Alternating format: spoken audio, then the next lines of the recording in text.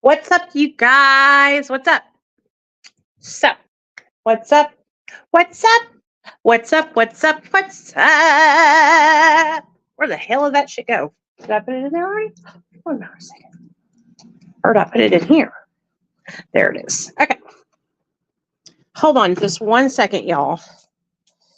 Pew, pew, pew, pew, pew, pew.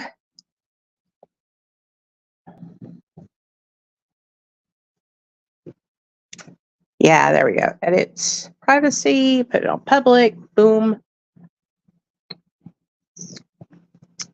Okay. All right. Hey, guys. Okay, so I am making my lunch for the day. So I highly recommend these if you guys are trying to eat healthy. These steamed boxes, it's 100 calories for this whole box of vegetables. So put those in there for 5 minutes. And then I have salmon cooking in the oven. So yeah. I'm going to put on a little bit of makeup, but I wanted to talk to you guys about relationships in recovery and can you get sober together? So for the longest time when I was first getting into recovery, people used to say things like, if you have somebody that's in your life that's an active addiction, you guys need to get away from each other. You can't get sober together. Just very discouraging things, right? And I thought, I really want to talk about how you can get sober together. And me and my husband are living proof. We're living proof that you can get sober together and live a good life and, just have an amazing life. And so I wanted to kind of give you guys some encouragement, those of you guys that watch my account and follow me, to let you know that you can do anything that you put your mind to, and that if you and your significant other are struggling and y'all are both in active addiction, you guys can get sober together if you choose to. You can do anything you put your mind to. Now, I will tell you that, me and Neil getting sober together, it was more difficult than me getting sober on my own, but it also wasn't. It was more difficult, but it wasn't difficult because it gave me somebody to understand what I was going through. You know what I mean? It gave me somebody else to be with me to support me through the hard time. I didn't have to do it alone. I had my man with me, So I think it's all about how you perceive it, having Neil and me both of us getting sober together gave us both something to relate to each other. And we both understood, let me get the letters. Hold on. So when I was in treatment, my husband wrote me a letter. Okay. And I'm going to read it to y'all. Okay. I'm going to read it to you guys because it explains everything. Hold on. I kept it all these years. I went to treatment in 2015. Okay. So all these years, I've kept this letter. So let me get it out.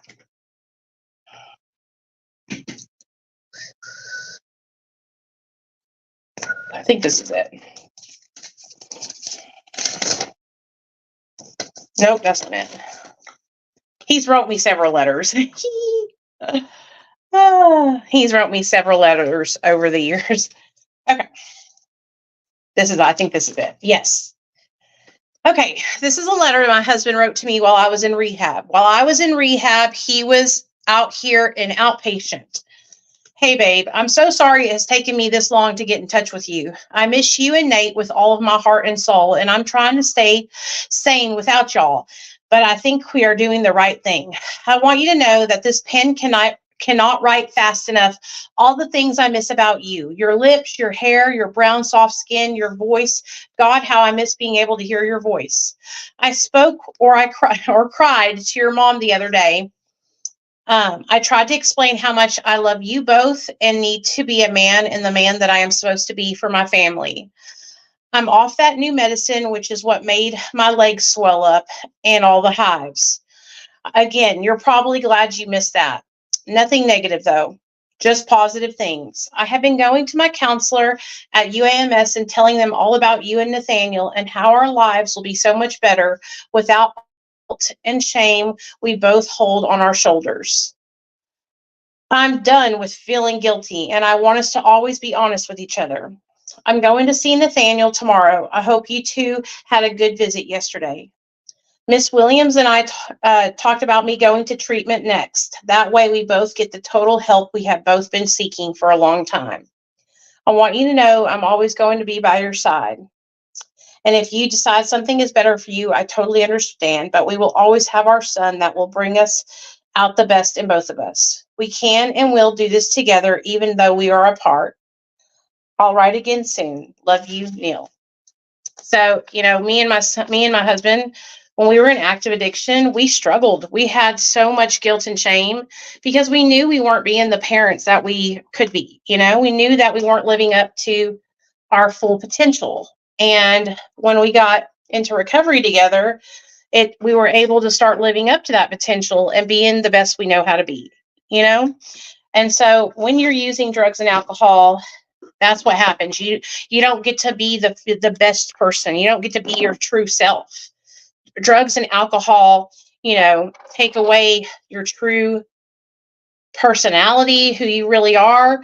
And, like I said, we had a lot of guilt and shame because we were using drugs, Who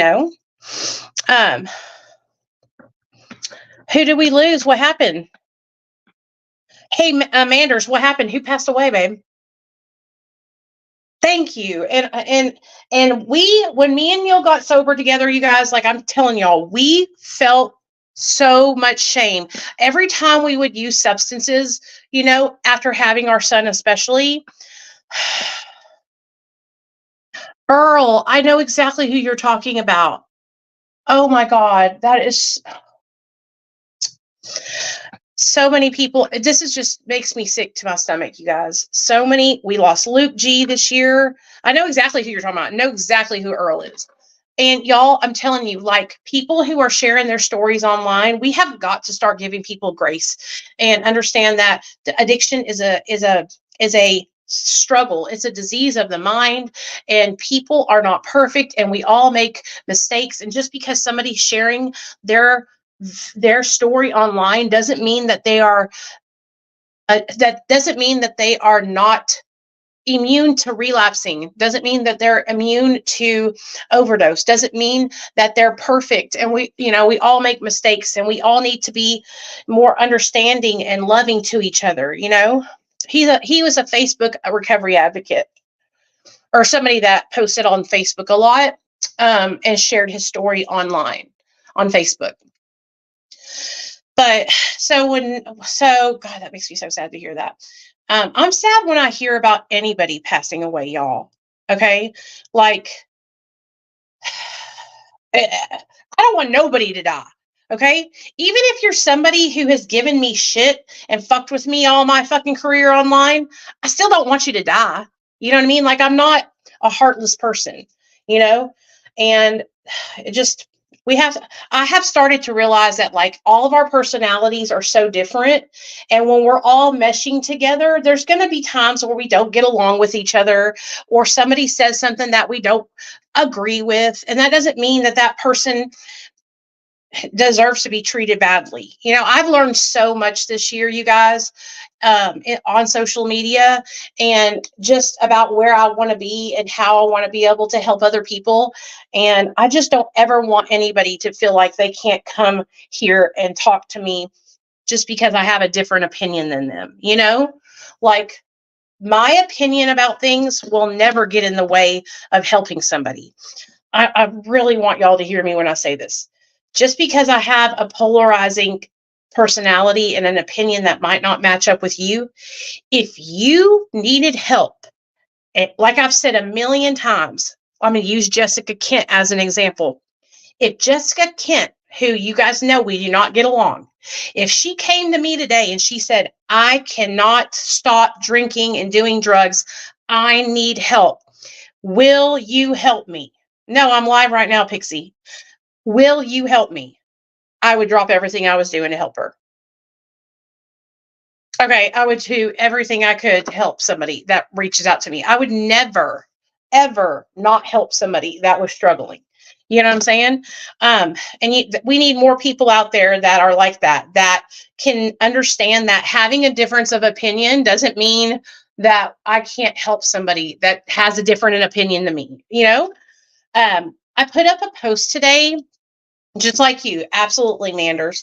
I put up a post today on my page, and it was about that nurse that I told you guys about that was crying because she had $200 or $300 left over out of her paycheck, and people got so mad on Facebook that I asked them their opinion, and it's like, I'm allowed to have opinions and post things and ask questions, and not all of my content has to be like recovery and inspiring all the time. Like, I can have discussions with you guys, and we can ask each other questions, and we can have differences of opinions and still help each other. It's called being mature adults. It's called being a mature adult. So anyway, back to what I was talking about Neil, and I'm really sorry to hear that about Earl. That really breaks my heart. His name was, if you guys want to look him up on Facebook, his name was Earl Van on Facebook. What did you say? Manders Hope Shot, or Hope on Deck with Earl Van. If you guys want to go and check him out and post your respects. So what I want people to understand about getting sober, if you and your significant other are getting high together right now, I want you to know that you can get sober. And I want you guys to know that you can do it. If you put your mind to it, you and your significant other can get sober, together, just like me and Neil did. And you know what? My husband has had struggles since we got sober. He's relapsed since we both got sober. But you know what? Did I relapse? No. And you don't have to relapse either. And if you do relapse, that's okay too. Like, I feel like we need to be more understanding and stop shaming people, okay, for relapsing. People relapse every day, all the time. It happens, okay? And just because somebody relapses doesn't mean they're a bad person. It doesn't mean that they didn't want to be sober. It just means that they're struggling. It means that they needed support, I really think it's important for us to be more understanding and loving of people who have struggles with relapsing,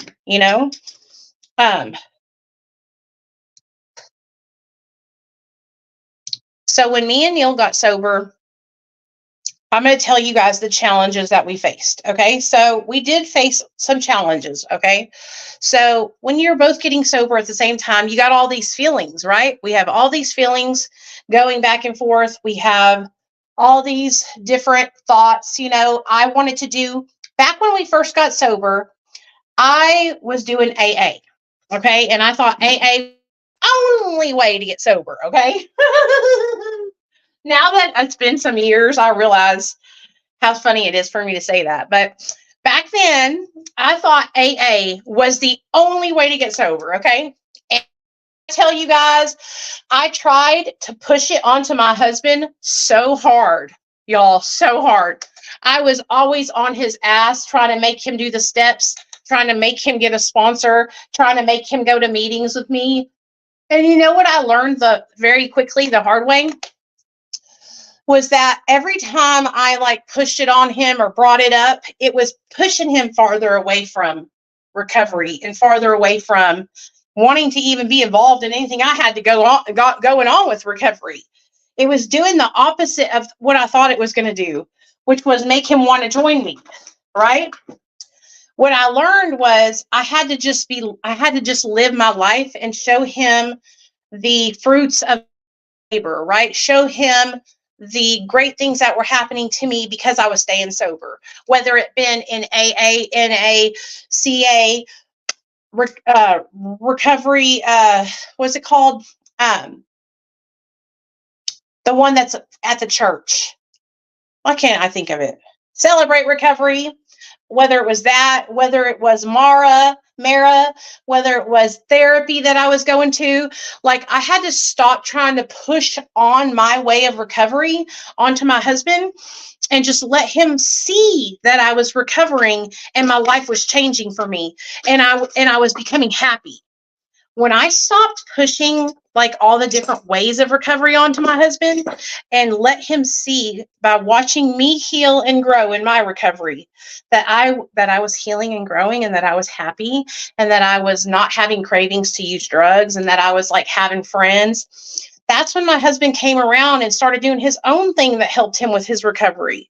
You know, I was so but I was so pushy, you guys, when I first got sober, and I really regret that. I made a lot of mistakes online also by sharing, being too pushy with my recovery path, and I learned it pretty quickly that I was making mistakes, and I course corrected, and I'm grateful that I did, because what I have learned in the last 8 years, especially in the last 2 years, is that everybody has their own way of recovery. Everybody has their own of, doing what works for them. And there's so many different ways to look at recovery. There's so many different pathways to recovery. I was just so ridiculous thinking that there was just one way. But that's all I had been taught. And that was my ignorance at the time. It was because all I had been taught for all those years was that one path. When you're only taught one way, you have to learn how to open your heart and your mind to other things, and that's what I finally did. What helped me though was all of the people on social media that I would meet over the years of doing online recovery talks. I met so many different people who would share with me, that smells good. They would share with me all the different ways that they were getting and staying sober. And I would go, wait a second. So you're not just like, so you mean to tell me that you don't go to meetings every day and you're still sober? And they were like, yeah. And I was like, oh, okay. Wait a second. So you mean to tell me that you don't pray and meditate and you're still sober? Yeah. And that's when I started to realize that recovery is what you make it. Your recovery path could be you walking down to the tree in your backyard and doing a meditation every day, and that's what helps you stay sober. And that's great, And so I had to let my husband choose his own way. And when I did that, that's when Neil really started to blossom and do well in his recovery. Hey, Nick. When I stopped being so pushy, and controlling with the recovery. And now he talks to me about how he feels. He used to not talk to me about anything because I was such a pushy, crazy person. Okay. I was such a pushy, crazy person, Rowan, that I was driving him away from recovery. And you might find yourself in the same position. And it's because we love somebody, right? When we love somebody, we are so afraid. It's fear driven. It's us being driven by fear. Okay. We are driven by fear. And so we are pushing this, way that we think is the only way onto somebody, right? Because we're afraid that if they don't do it, they're going to die, and that's why I was the way I was with my husband at first, was because I was afraid that if he didn't do it the way I was doing it, because that was the only way that I had been taught, that he would die, I feel so bad for how pushy I was back then. And I'm just grateful that I didn't push him totally away from recovery, Yeah.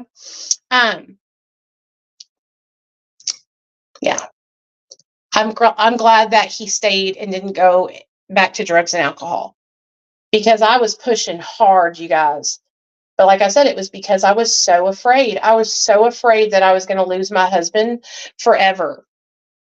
But what we learned once I started being not pushy, what we have learned about each other and how we have learned to help each other navigate recovery together is priceless, dude.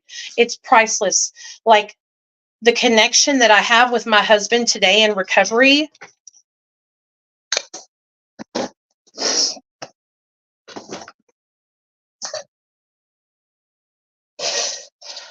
I didn't think we were ever going to be able to be as close as we are, like we are today. You know, sorry. I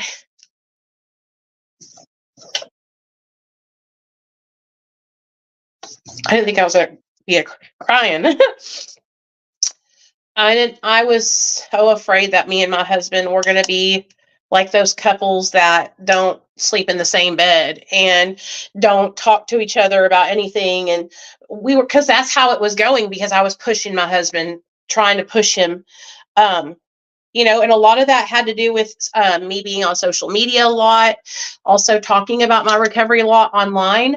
I had to start to realize that my husband isn't like me. He's more of the private types, you know? What made me switch from AA?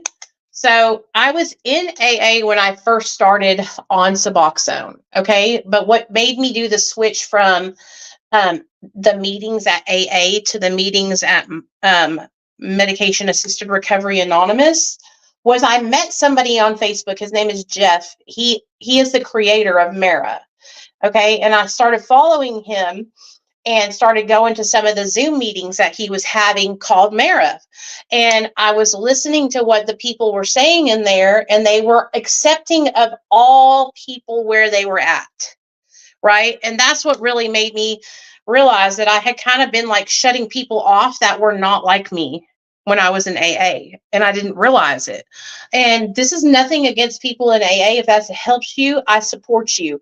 But I was like only surrounding myself with people who did this one way, and it was keeping me from growing.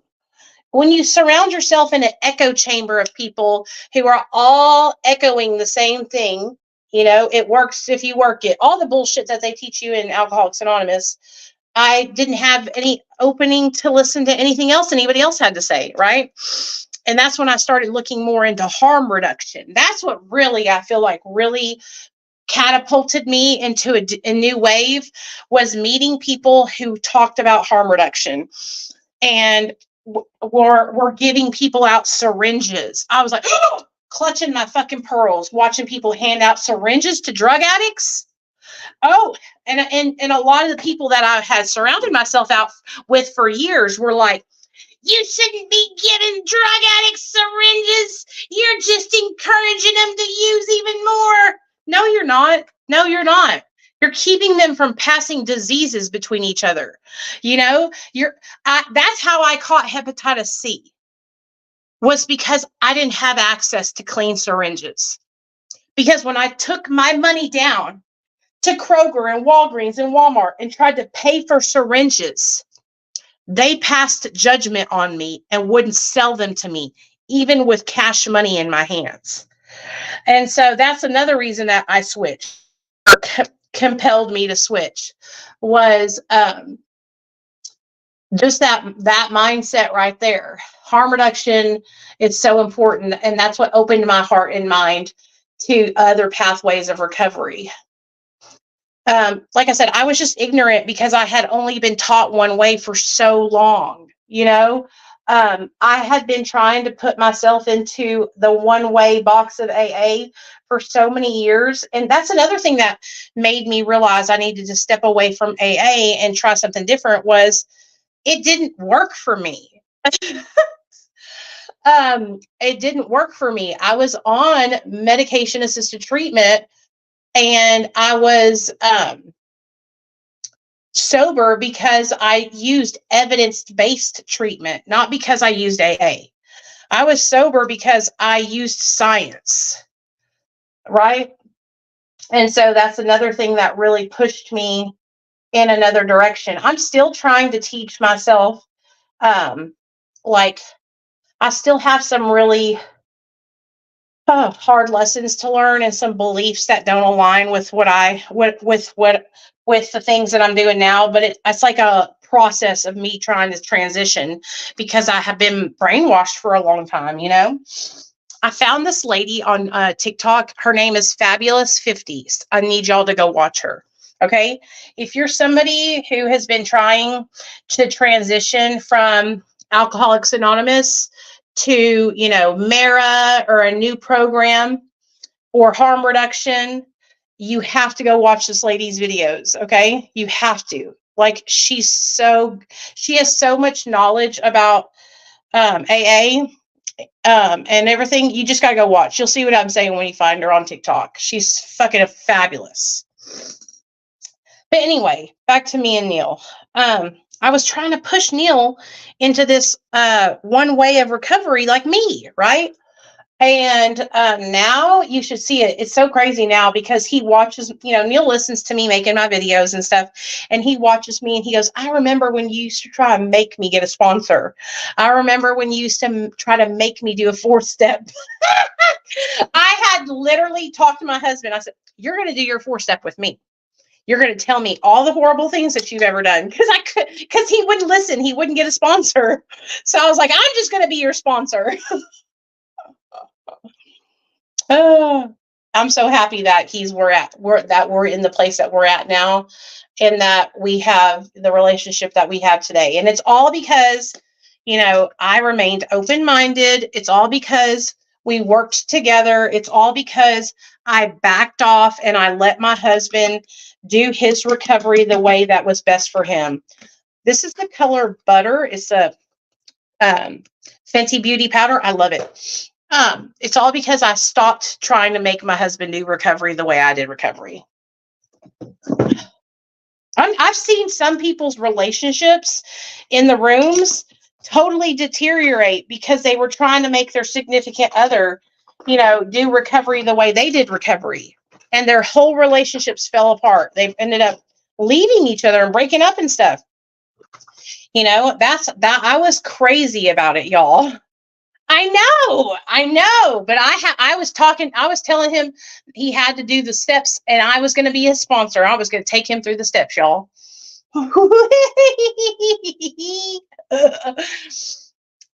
But I just want y'all to know out there, because there's a lot, you'll hear it all the time. People will tell you that you need to get away from this person. You can get sober with your significant other. It's possible. Me and Neil did it. Anything you want to do, if you put your mind to it, you can do it. You can do it. I also believe that, we don't give ourselves enough credit. Okay. And I see this happening all the time online. People will sit there and say how this program saved them and this program saved them. No, you saved you. You saved you. You put the work in.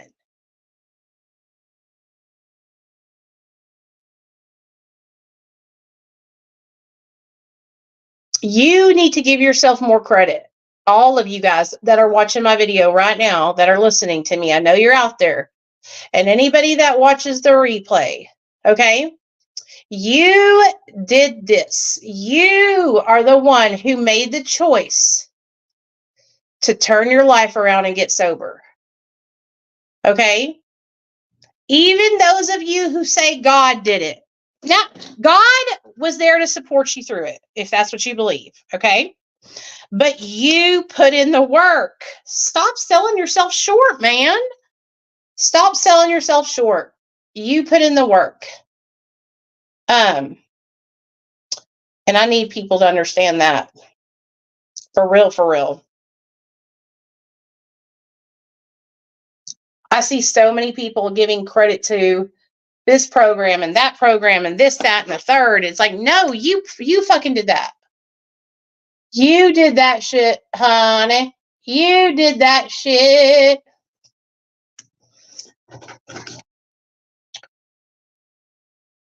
Pat yourself on the back and be proud of that hard work, because you did that, honey.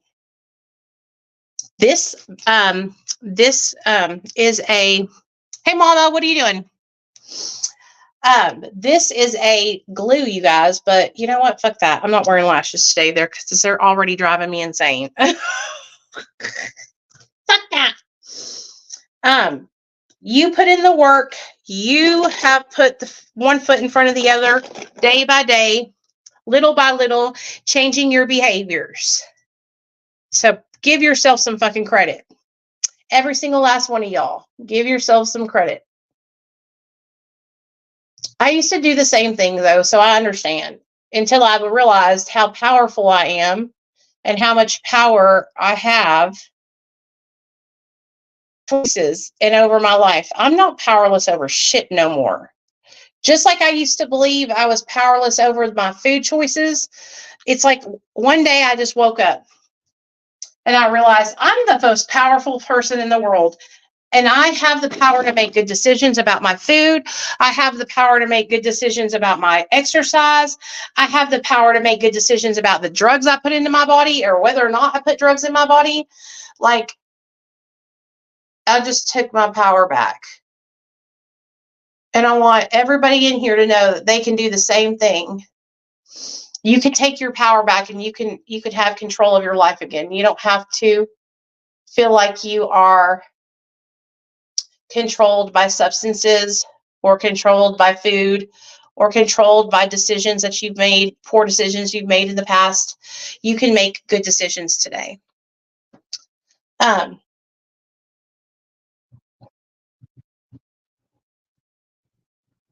mean, look at me. I'm making good food choices now, y'all.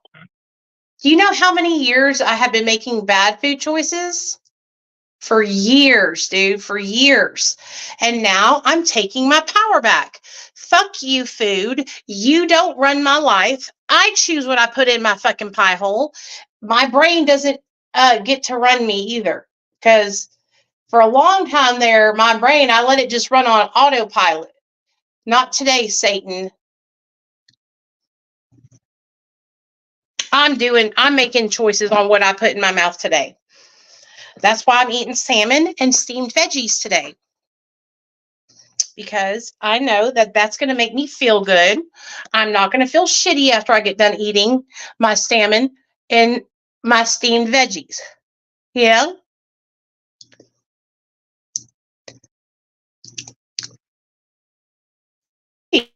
I like this. This is pretty, y'all. Okay. But anyway, speaking of salmon and steamed veggies, I'm about to go eat my salmon and steamed veggies. This is the finished makeup look. I just got to put some mascara on. I hope you guys enjoyed this little TED Talk. Okay, we're all taking our power back this year. We are no longer powerless over shit. We're taking our power back today, baby. Oh, really? She had the same issues as I did, didn't she? You know, Selena, I love her. She's beautiful too. She is somebody that I used to watch on TikTok all the time. And I feel like a lot of us, me, her, a lot of us girls that watch other influencers online, like we kind of fell into this trap of believing that we were okay being obese. You know, I know I did. I fell into this idea that I was healthy where I was at. And then it snuck up on me. And that's what happened to me. And I want you guys to listen to me. For years, I have been obese. I'm still obese right now. I'm working on it though. For years, I was obese and I believed that I could be healthy at that size. You guys, it catches up to you. After you get older, it happened for me at 41. All of a sudden, my blood pressure skyrocketed and the diabetes started to come on. You know, I was rewarding myself with food. Yeah, same. And I would feel, it's so, we taking our power back this year. We're going to be the best, most healthiest bitches ever. So anyways, I love you guys. I'm going to go eat my food and then I'm going to go for a walk. So I'll pop back on live when I get out there to go walking. Okay. Okay. Bye guys.